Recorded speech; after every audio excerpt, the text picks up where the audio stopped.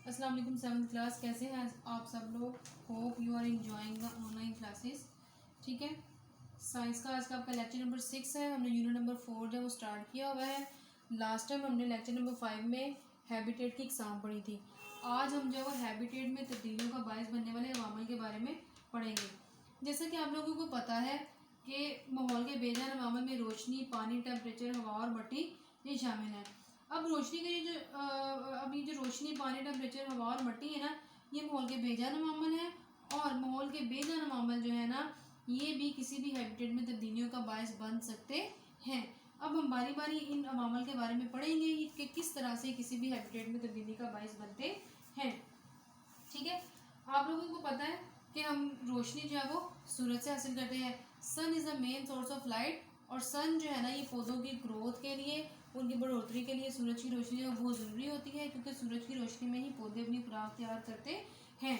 तो रोशनी की शिद्दत जो होती है ना, किसी भी हैबिटेट पर जो है ना वो असरअंदाज हो सकती है। किस तरह से? क्योंकि रोशनी की मिकदार ज़्यादा है तो पौधे जो है अपनी खुराक तैयार नहीं कर सकेंगे।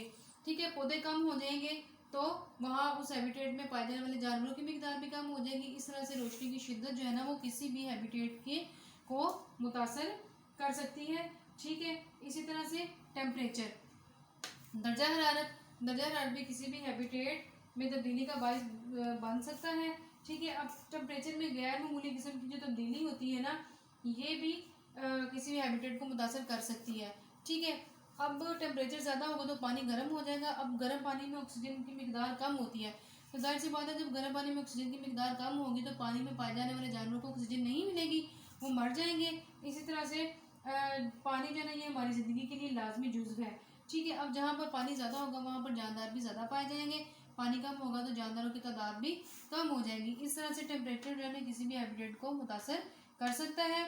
पानी पानी का भी हमने डिस्कस कर लिया कि पानी की कमी या ज़्यादती ये भी किसी हैबिटेट में पाए जाने वाले जानवरों को मुतासर करती है। अब हिजरत किसे कहते हैं? एक जगह से दूसरी जगह नकल मकानी करके आने को। ठीक है, अगर किसी जगह के हालात जो है वो साजगार नहीं है, ठीक है, तो वहाँ से जानदार नकल मकानी करेंगे, हिजरत करेंगे, तो इस तरह से वहाँ पे पाए जाने वाले जानवरों की जो हैबिटेट है ना, वो मुतासर होती है। कि एक इलाके से जानदार हिजरत करके दूसरे इलाके में चले जाएंगे, इट मीन्स के दूसरे इलाके में जानवरों की तादाद बढ़ जाएगी। नकल मकानी करके आने वाले की तादाद ज़्यादा होगी तो हैबिटेट में इजाफा होगा, तो वहाँ के वसाइल कम होंगे, मौजूद जगह नहीं मिलेगी। ये खुश्क साली, सैलाब और जल्ज़ले वगैरह जैसी आफात जो है ना, ये भी किसी हैबिटेट को जो है वो मुतासर कर सकती हैं। खुश्क साली कब आती है? जब किसी भी हैबिटेट में जो है वो किसी इलाके में ज़्यादा देर तक बारिश ना हो, वहाँ पर पानी मैसर ना आए, तो खुश्क साली होती है। और खुश्क साली से क्या होता है कि तालाब में रहने वाले जानदार और पौधे जो है ना वो मर जाते हैं, और खुश्क साली से फसलों को भी पानी मैसर नहीं आता और वहाँ पर फसलें भी ख़त्म हो जाती हैं। आसमानी बिजली अगर अचानक गिरे तो पूरे के पूरे जंगलात को आग लगा देती है, तो वहाँ पर बहुत से जानदार जब वो किसी हैबिटेट में जानदार मर भी सकते हैं और दूसरी जगह पर भी नकल मकानी करते हैं। और इस तरह से आसमानी बिजली भी हैबिटेट में इजाफे का बायस बनती है। जल्जले से तो आप वाकिफ़ ही हैं कि जल्जले की तबाहकारियाँ 8 अक्टूबर 2005 में शदीद किस्म का जल्जला आया था, जिसने पाकिस्तान की बहुत से इलाकों को जो है वो तबाह कर दिया था। ठीक है, और इस जल्जले में जो है ना वो 70,000 के करीब लोग जो वो मार गए थे और बहुत से पौधे और जानदार भी ख़त्म हो गए थे। जल्जले जो है ना, ये भी किसी हैबिटेट में जो है ना वो तब्दीलियाँ ला सकते हैं। ठीक है, अब नेक्स्ट बात ये है कि लोग हैबिटेट को तब्दील कैसे कर रहे हैं। ठीक है, किस तरह से कर रहे हैं? ये इंसानी सरगर्मियाँ ही हैं जो किसी तब्दीली में किसी हैबिटेट में तब्दीली का बायस बनते हैं। फॉर एग्जांपल खेती बाड़ी जो है ना कब करते हैं? खुराक की ज़रूरियात को पूरी करने के लिए।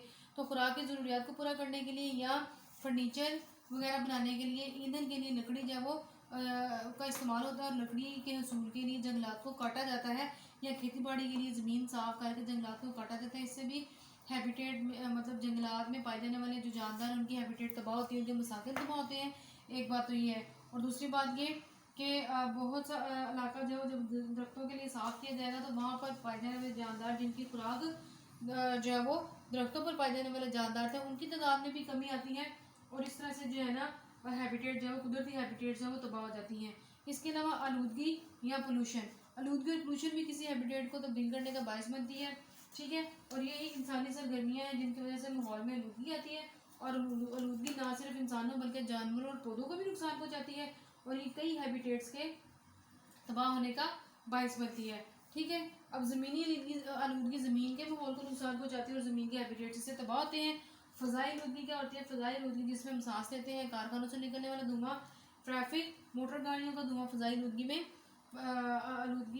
में इजाफे का बायस बनता है।